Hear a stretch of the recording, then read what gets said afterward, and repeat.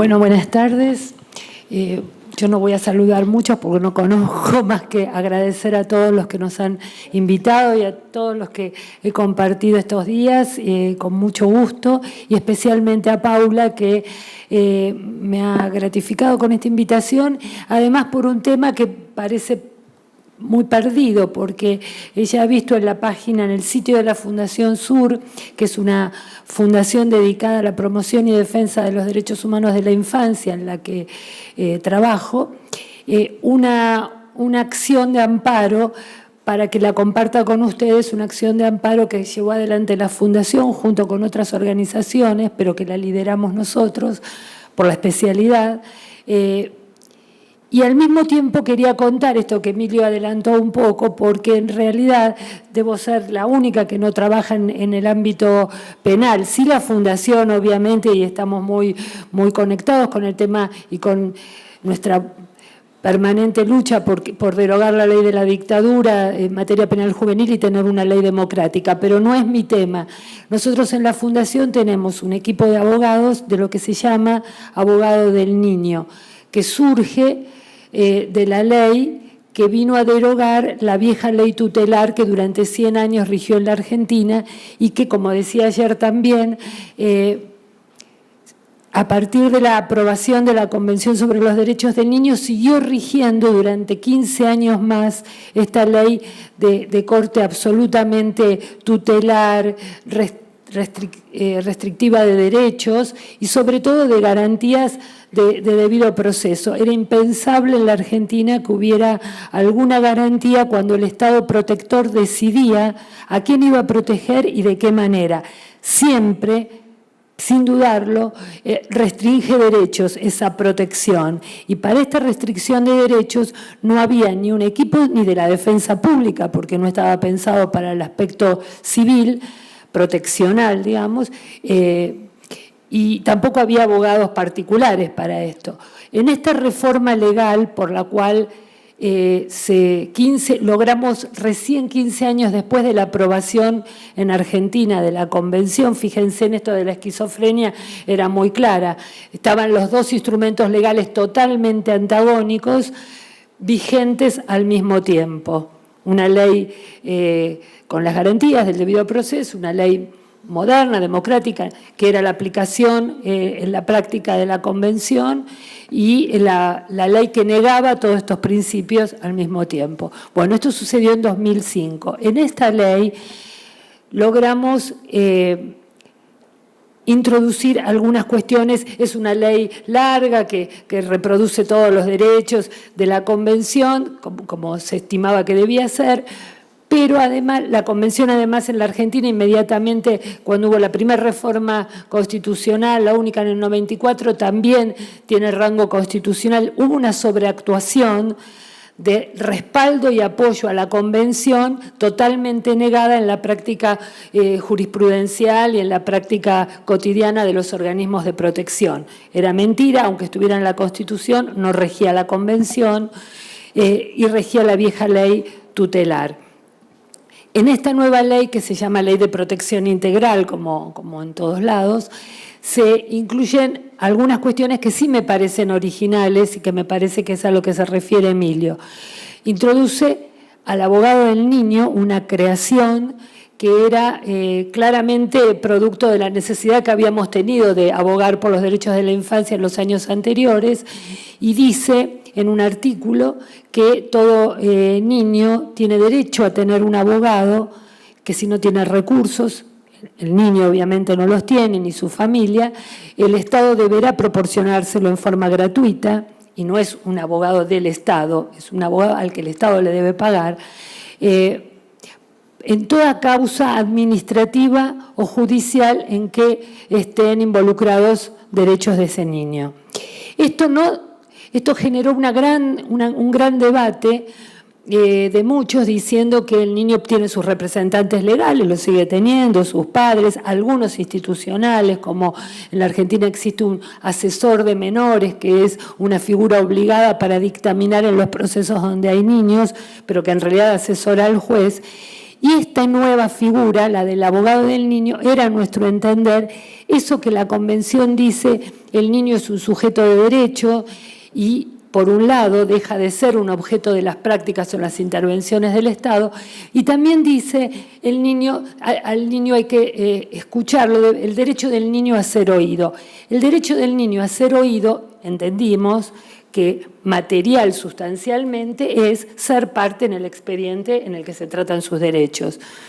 Ser parte sustancial, puede estar sus padres, puede estar el Estado, pero la voz del niño no es para nosotros que un juez o un defensor diga, a ver niño, diga usted qué es lo que tiene para decir en esto, se deje un acta, porque en ese caso el niño no va a tener derecho a las apelaciones, no va a tener derecho a introducir prueba, por ejemplo. En cambio, si es parte en el expediente, porque es titular de sus derechos y los puede ejercer, y para esto requiere un abogado especializado, y ahí la de la especialización y de la especialidad más bien es esencial. Nosotros patrocinamos niños en la clínica jurídica de la Fundación Sur, que solamente patrocinamos niños. No importa la edad, porque la ley no pone límite a la edad. Si un niño puede decir qué es lo que quiere en una situación en la que está inmerso, estoy pensando en niños institucionalizados, en niños con problemas de contacto con alguno de sus padres, en cualquier caso, en niños del divorcio, porque esto no tiene por qué ser solo para los sectores más empobrecidos, es universal. Entonces, el derecho de un niño a tener su propio abogado. Esto cuesta muchísimo implementarlo, pero los colegios de abogados, y por eso me importa mucho, estoy como en una de las tantas lugares donde vamos, los colegios de abogados han tomado esto como una nueva especialidad, la defensa de los derechos del niño. Importa muchísimo en los casos de niños institucionalizados. El sistema de protección, el que establece esta nueva ley, ya no queda en cabeza de los jueces. Los jueces no indican ahora, como era en el sistema tutelar, cuándo una medida tiene que ser tomada respecto de un niño, que en general era la separación de su familia, la internación en algún lugar para que el niño acceda a sus derechos, a la salud, a la vivienda, a tener donde dormir esa noche, sino que ahora se creó por esta ley un sistema administrativo de protección de derechos, por el cual los organismos de la administración especializados son los que toman una medida de protección. Puede ser una medida de las políticas universales, conseguir la vacante escolar, el turno en el hospital o demás, o una medida que tiene que ser por el menor tiempo posible y solo excepcionalmente, que es la separación del niño de su familia. Esa es una medida que consideramos tan gravosa como las medidas en el plano penal. Por tanto, ese niño institucionalizado, aunque sea por el menor tiempo posible y que sea excepcional, tiene requisitos. El requisito es que el organismo de la administración que interna a este niño y lo separa, por tanto, de su familia, debe fundamentar exhaustivamente esta medida. Y el juez de familia tiene que darle legalidad a esta medida, es decir, tiene que aprobarla y decir que esta medida es legal. Tiene que hacer un control de legalidad de esta medida de la administración. Y esto es muy importante porque era una práctica cotidiana, sacar chicos que había en la calle en situación de pobreza, sacárselos a la familia, internarlo en un solo acto sin que hubiera reglas de debido proceso. Esa madre o familia a la que se le sacaba el niño no tenía posibilidad de ser parte en ese expediente y discutir esta medida, porque era una medida tomada por su bien, como todo el viejo sistema tutelar.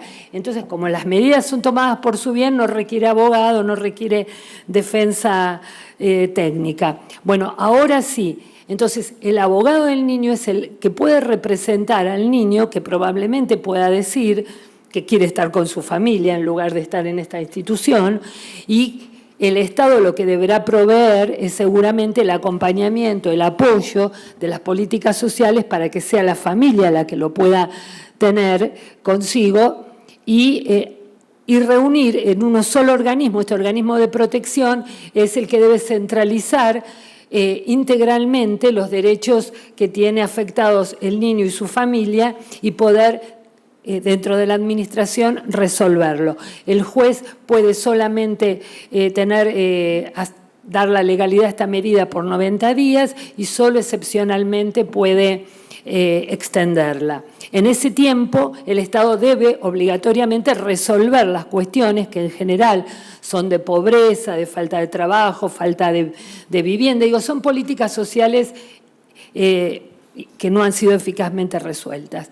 Este abogado es el abogado que tiene que cumplir un rol que no tiene por ahora la defensa pública, porque la defensa pública actúa cuando actúa, no en nuestro caso, sí en el de adultos, pero no en nuestro caso en la Argentina en materia penal juvenil, porque es muy pobre el rol de la defensa y solo para una franja y acotado por la ley que tenemos, pero en este espacio, en lo civil, en lo proteccional, como ahora se da en llamar, no existe el abogado. Entonces, ahora se están creando, estamos formando en la provincia de Buenos Aires, que es un territorio muy grande, que lleva más o menos la mitad de los abogados del país, se está formando esta nueva profesión que asistirá a una buena defensa pública cuando haya, pero que puede...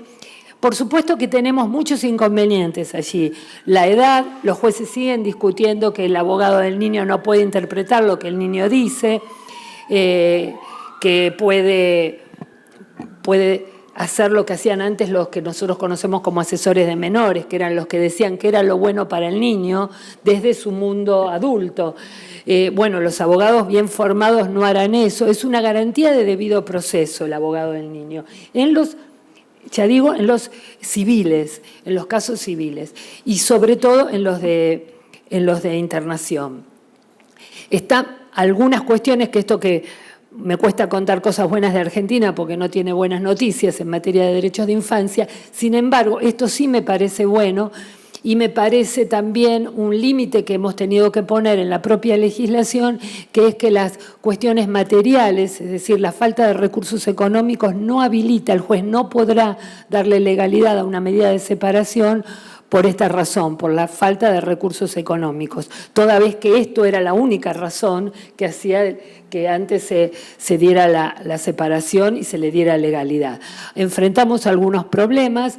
La ley de protección integral no ponía un límite de edad hacia abajo, es decir, cualquier niño que pudiera decir que quería, en el caso en que se estaba tratando su cuestión, incluso en lo administrativo, tener la posibilidad de comunicarse. Un niño que está institucionalizado puede pedir hablar por teléfono todos los días con su familia. Digo, a veces no son peticiones que puedan parecer trascendentes en el mundo de los adultos, pero sí para un niño que no tiene otro contacto.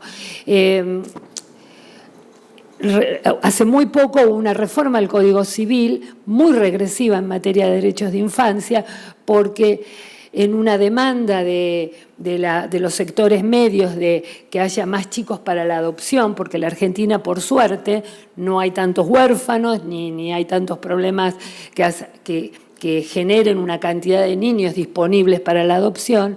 Entonces hay un planteo permanente de los sectores medios que los trámites son largos o difíciles, y la verdad es que no hay hay muy pocos chicos para la adopción. Entonces ahora, en la reforma del Código Civil se ha aprovechado esta cuestión, hablando de reformas que involucionan, y se ha dicho, bueno, cuando un juez ha dictado una medida de legalidad de una internación de un niño, de una separación, si en 6 meses el organismo de la administración no contribuyó a resolver las cuestiones sociales o familiares que hacen que esta familia no pueda volver a incorporar al niño porque no ha podido resolver estos problemas, queda en estado de adoptabilidad. Incluso, perversamente, se ha dicho, tiene que pedir, el requisito es que le pida un informe a este organismo de protección, que era el obligado,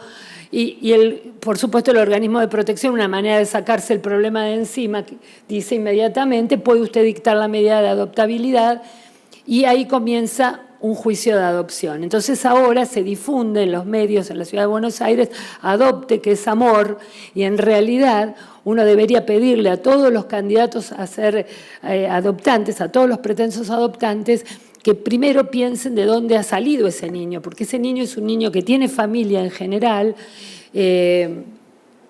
Ahora los organismos dicen niños sin cuidados parentales. Son en realidad niños que tienen padres o tienen un padre o una madre, que los cuidados, que son en general los materiales, se le hace dificultoso de llegar porque las políticas públicas no están diseñadas para favorecer la incorporación. Ese es un punto que requiere, y que este abogado del niño, que es una creación de la ley, nos da ánimo para seguir peleando. El organismo que ejerce la internación de estos chicos, el organismo administrativo de protección, debería ser el que avise inmediatamente cuando dispone que un chico sea internado, inmediatamente plantear que este chico necesita un abogado. Como los adultos, cuando en el sistema penal el mismo Estado lo manda preso, digamos, es el mismo Estado el que además dice esto no puede avanzar si no tiene un defensor público. Sin embargo, en la administración, un chico de 13, 14 años, 6, 7, no importa, que va a ser internado, ese organismo rechaza y hace todo lo posible hoy, y es una batalla que estamos dando, por evitar que ese niño tenga un abogado, porque dice, ¿cómo voy a poner un abogado que va a discutir la medida de protección que yo tomé? Que sería muy bueno, porque entonces serían medidas de protección bien discutidas, rigurosamente tomadas, porque van a ir a un litigio. Nosotros defendemos justamente a los chicos que están internados. Generalmente nos viene a ver la familia que cuenta un momento de crisis familiar, de madres muchas veces golpeadas, que han tenido que dejar su casa, que por un momento tienen a los chicos en el sistema encima le dicen, en esto del eufemismo, le dicen hogares a estos lugares, que son instituciones. Hogar era el que tenía el chico con su familia. Bueno, para esto yo no me quiero extender, pero digo, el rol importante de la defensa, siempre somos de organizaciones no gubernamentales, muy pocos, porque en general las organizaciones de defensa de derechos de la infancia han nacido al calor del viejo sistema tutelar y hacen mucho trabajo tienen instalado alrededor del asistencialismo, no de la cuestión jurídica. Es muy difícil encontrar ONGs dedicadas a la defensa técnico-jurídica. Y por otro lado, otro de los temas que me gustaba compartir con ustedes es el de un amparo que tuvimos que realizar, porque esta misma ley de protección integral, además del abogado del niño, crea un instituto que es el Defensor Nacional. La Argentina es un país federal, tiene 24 provincias y cada una tiene su sistema legal, digo, las leyes de fondo son nacionales, pero después tienen un procedimiento local cada una. Entonces crea un defensor nacional de los derechos de infancia, una especie de ombudsman que debería ser el que controle, por ejemplo, esto, que no tenemos ley penal juvenil, que no estamos cumpliendo condenas que tiene el Estado Nacional en materia, condenas el Estado por incumplimiento de los derechos de la infancia. Emilio estuvo haciendo un análisis, hay 4 en los últimos años, serias y graves, más otras que se van sumando, controlar las políticas públicas para la infancia, sobre todo las políticas universales que estén financiadas en todas las provincias, el acceso a todos los servicios, sobre todo que los organismos de protección funcionen como indica la ley, entre otras tantas funciones que tendría un ombudsman nacional que sea un órgano de vigilancia independiente del Poder Ejecutivo y de todos los poderes ejecutivos. Bueno, la ley es del 2005. Hasta la fecha no está designado el defensor del niño porque ningún gobierno quiso aceptar que iba a ser controlado. Es un órgano de control del máximo nivel, es independiente porque va a ser nombrado por el Congreso Nacional y depende solo del Congreso Nacional, solo tiene que hacer informes al Congreso Nacional. Nadie le podría pedir que no haga determinada cosa, que no denuncie o deje de denunciar. Y además debe ser especializado.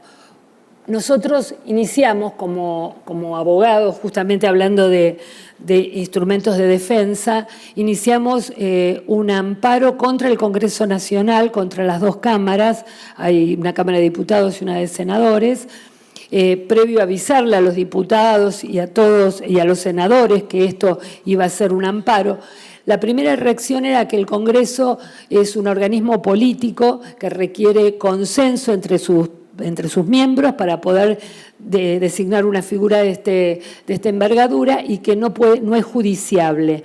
Esta es la vieja teoría de los actos políticos no judiciables, que en realidad era lo que pretendíamos, lo que pretendemos en ese amparo es que el Congreso cumpla una ley que dictó el Congreso, como la tenemos que cumplir el resto de los ciudadanos.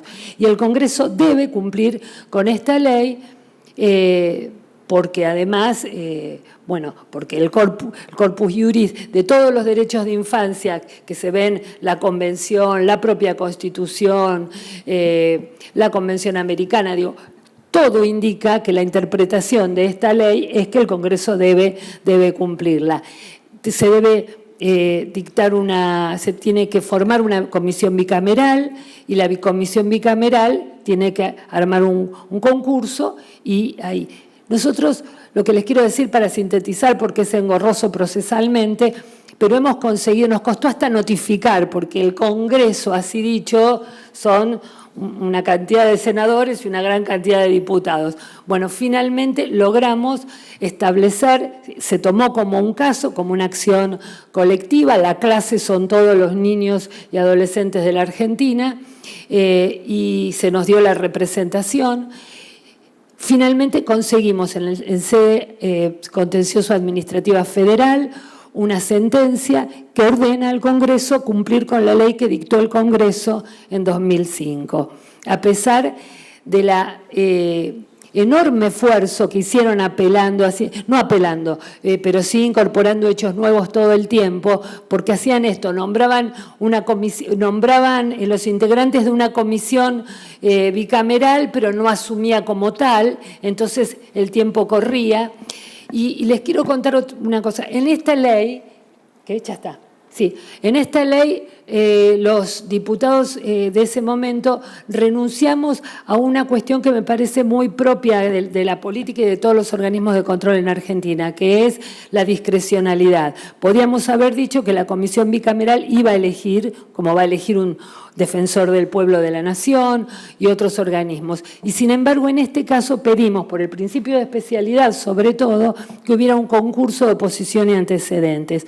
Hoy la buena noticia es que hemos ganado ese amparo, que lo quisieron apelar y después retiraron la apelación porque era muy gravoso socialmente decir que iba a apelar para no cumplir. Y hoy estamos en el pleno proceso. Hoy justamente, ayer, comenzó la convocatoria pública para la inscripción. Esperamos que se inscriban muchísimos expertos y defensores de derechos de la infancia y vamos camino a un concurso que aunque tenga algunos matices, siempre tenemos alguna desconfianza en estos concursos, pero seguramente va a elevar la vara de lo que hasta ahora tenemos. Esas son las dos experiencias que les quería compartir. Muchas gracias.